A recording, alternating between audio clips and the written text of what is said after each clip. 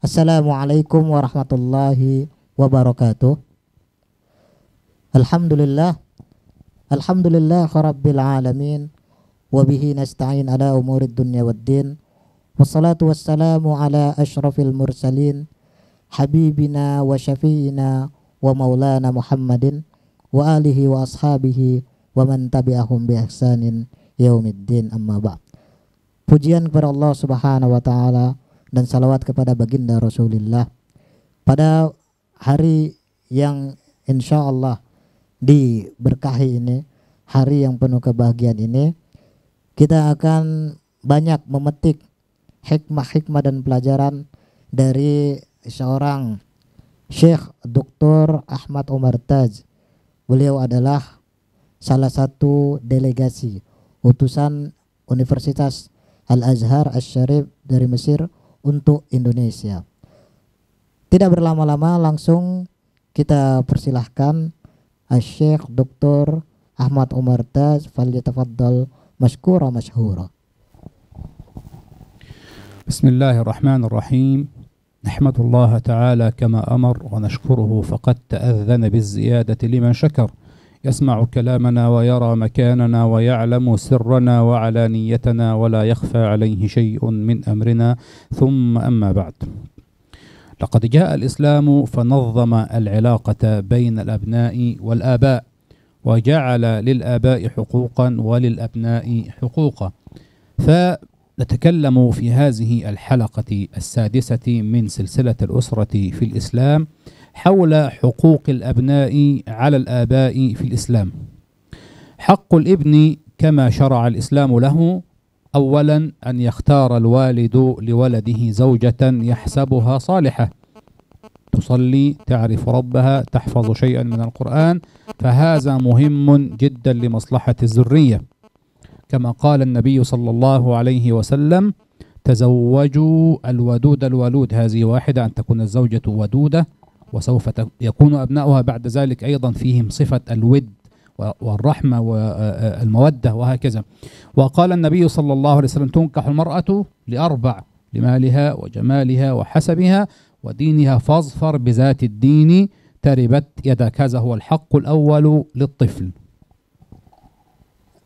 Setelah pujian syukur pada Allah Subhanahu wa taala, kemudian salawat kepada Rasulullah sallallahu alaihi wasallam, Syekh mengatakan bahwa di dalam Islam semua perkara dan semua urusan telah ada takarannya.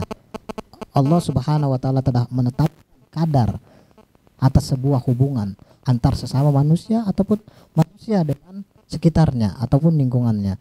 Sebagaimana dalam tema kita ini, Allah Subhanahu wa taala juga telah mengatur hubungan antara anggota keluarga dengan anggota keluarga lainnya. Dan di sini pembahasan kita adalah terkait bagaimana Allah Subhanahu wa taala mengatur hubungan antara orang ayah anak-anaknya. Sebagaimana dikatakan dan sebagaimana telah ditetapkan bahwa seorang ayah memiliki hak-hak atas anaknya. Begitu pula seorang anak memiliki hak-hak atas ayahnya, atas orang tuanya. Nah, di antara hak-hak pembahasan kita kali ini adalah hak anak untuk atau atas orang tuanya. Di antara hak anak untuk orang tuanya dan terkhusus seorang bapak atau ayah adalah untuk hendaknya seorang suami atau seorang ayah memilih untuk anaknya seorang ibu yang salehah. Memilih untuk anaknya seorang ibu yang salehah. Ini sangat penting. Jangan hanya menikahi wanita sembarang. Hanya menikahi wanita karena kecantikannya atau karena hartanya. Sebagaimana sabda Nabi Shallallahu Alaihi Wasallam, nikahilah wanita yang menghasilkan keturunan. Itu yang pertama kata Rasulullah Shallallahu Alaihi Wasallam. Sebagaimana sabdanya, tazawwaju al-wadud al-walud. Nikahilah olehmu wanita yang penyayang dan banyak anaknya, sebab aku berbangga dengan umatku yang sangat banyak dan bermanfaat untuk umat. Kemudian berikutnya, sebagaimana dikatakan, jangan ada kedurhakaan seorang ayah kepada anaknya, karena salah dalam memilih ibu untuk mereka. Oleh karena itu, tinjauan syariat melalui sabda Nabi SAW dikatakan tungkahul mar'ah li arba. Sungguh wanita itu dinikahi karena 4 hal yang ada pada dirinya. Yang pertama limaliha, wali jamaliha, wali hasabiha, wali diniha fazfar bidatid din.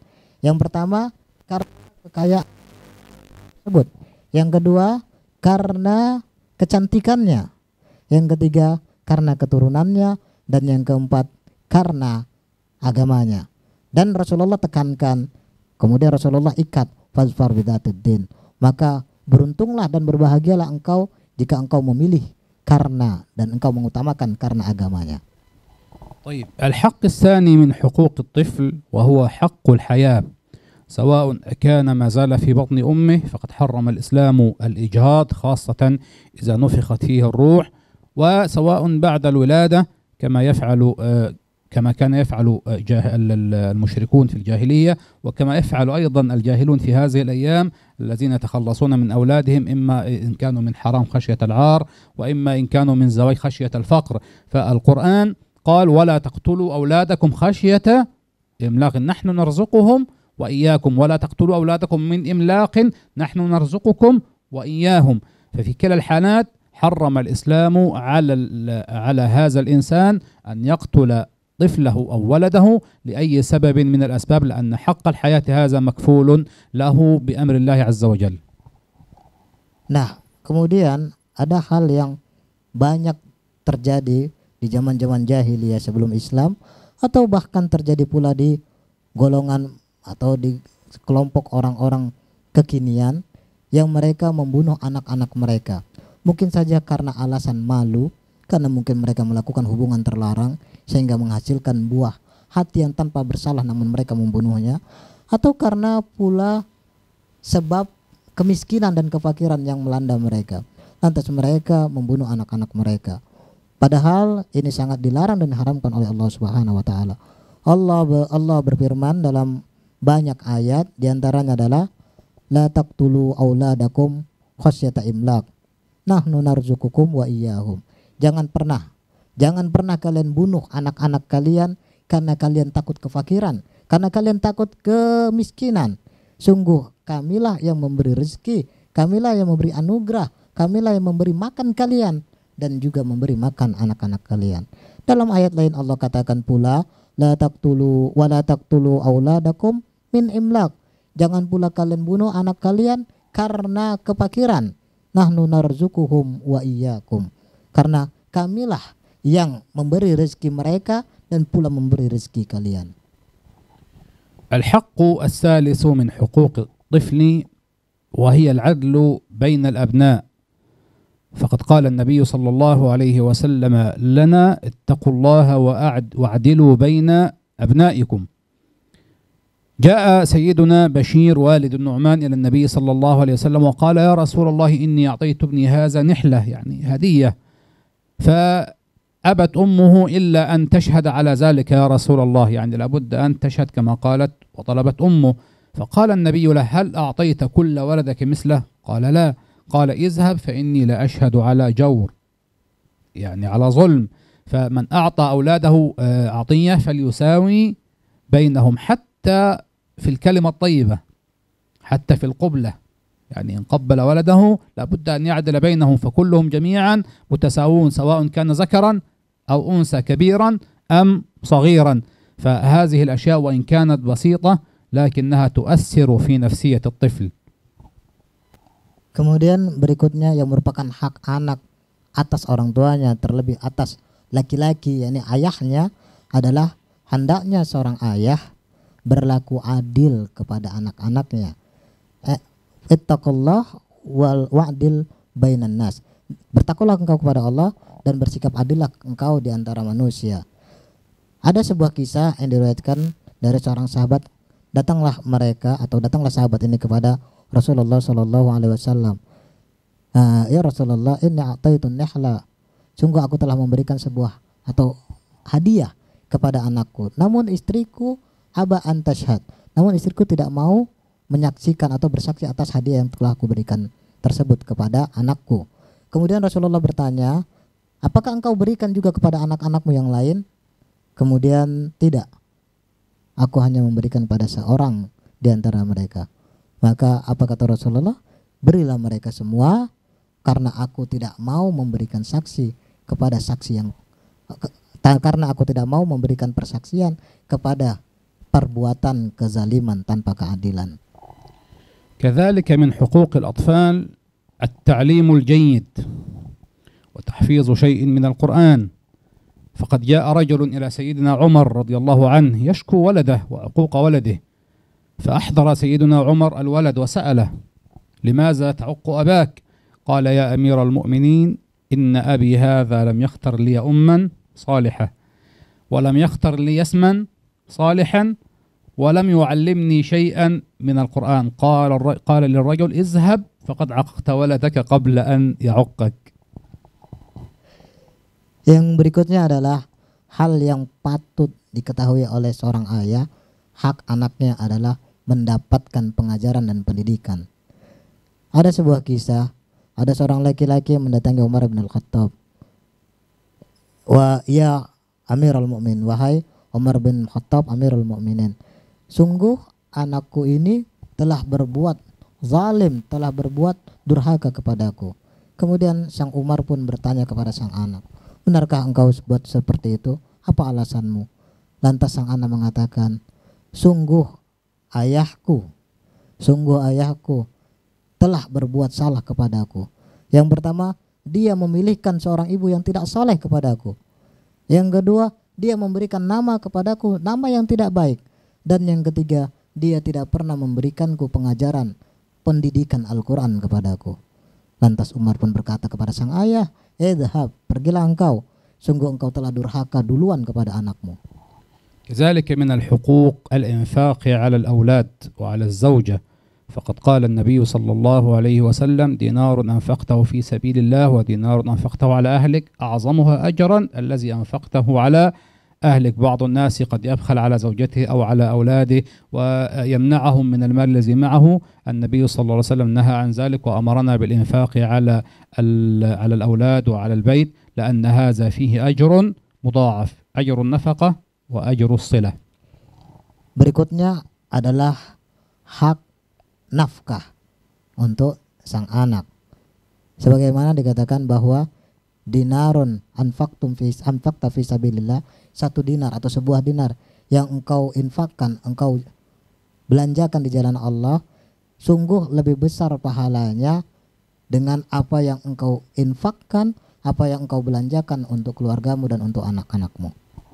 وآخر هذه الحقوق حتى نختم هو التربية والتعليم والتنشئة على العقيدة الصحيحة وتعليم أمور الإسلام من الصلاة والصيام وقراءة القرآن، وخاصة تعليم البنات أمور البيت، حتى إن تزوجت بعد ذلك استطاعت أن تقوم ببيتها، فلا بد من تعليم البنت أمور البيت من الطبيخ والغسيل والخبيز والغسيل والنظافة الشخصية، وكذلك نعلمها تربية الأولاد، لأنها سوف تصبح هي بنفسها كما قال الشاعر: الأم مدرسة إن أعددتها أعددت شعبا طيب الأعراق، فواجب علينا أن نربي أبناءنا على كلام الله عز وجل وعلى كلام نبيه صلى الله عليه وسلم، كما قال تعالى: قوا أنفسكم وأهليكم نارا وقودها الناس والحجارة. نسأل الله تعالى أن ينجينا وإياكم منها، وأن يبارك لنا وإياكم في ذرياتنا وزوجاتنا وأهلينا،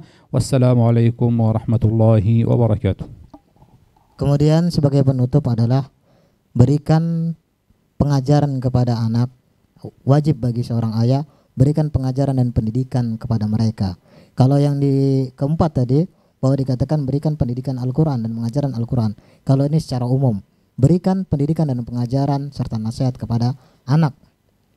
Berikan rasa tanggung jawab, pengajaran dan pendidikan tanggung jawab kepada seorang anak laki-laki, dan berikan pula pendidikan terkait bagaimana mengatur dan memanajemen ruh untuk anak-anak perempuan, karena mereka lah nantinya sebagai penerus, karena mereka nantinya lah yang mendidik dan merawat serta membangun peradaban generasi-generasi berikutnya. Sebagaimana dikatakan al-ummu madrasatun idza a'dattaha a'datta sya'ban araki. Seorang ibu adalah sebuah madrasah, sebuah sekolah. Jika engkau mempersiapkan sekolah ini, engkau persiapkan madrasah ini, sungguh engkau telah mempersiapkan bangsa yang besar, bangsa yang maju, insya Allah kemudian harinya nanti. Kemudian jangan lupa bahwa mempersiapkan ini semua, mempersiapkan pengajaran dan pendidikan untuk anak-anak merupakan jalan bagaimana kita untuk menjaga mereka dan keluarga kita dari siksa neraka Allah Subhanahu wa taala, sebagaimana firman Allah yang merupakan bentuk kewajiban bagi kita untuk menjaganya. Apa itu? Qu anfusakum wa ahlikum nara. Peliharalah, jagalah dirimu dan keluargamu dari siksa neraka. Ini pesan terakhir sebagai penutup, dan semoga ini bermanfaat dan semoga ini menjadi penggugah hati kita dan menjadi hal yang harus sebagai alarm bagi kita, yang harus kita ingat, yang harus kita ketahui dan harus kita camkan dalam hati. Di akhir, subhanakallahumma wa bihamdika asyhadu an la ilaha illa anta astaghfiruka wa atubu ilaik. Wassalamualaikum warahmatullahi wabarakatuh. Ya